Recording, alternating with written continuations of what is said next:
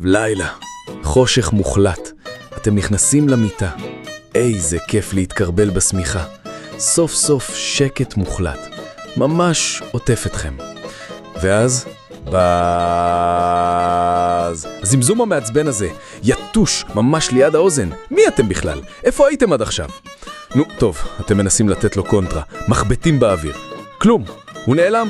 אתם חושבים שניצחתם, נכון? שמעו סיפור. היטוש הזה הוא מנול. הוא יודע בדיוק מתי לחזור. אתם כמעט נרדמים? שובו שם. נשבעים שהוא צוחק עליכם. קמים, מדליקים את האור. למה דווקא באמצע הלילה? מחפשים אותו בכל החדר.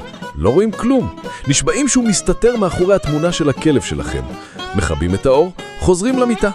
עכשיו בטוח שקט, נכון? טעות. הוא כבר מחכה לכם עם זמזום מנצח.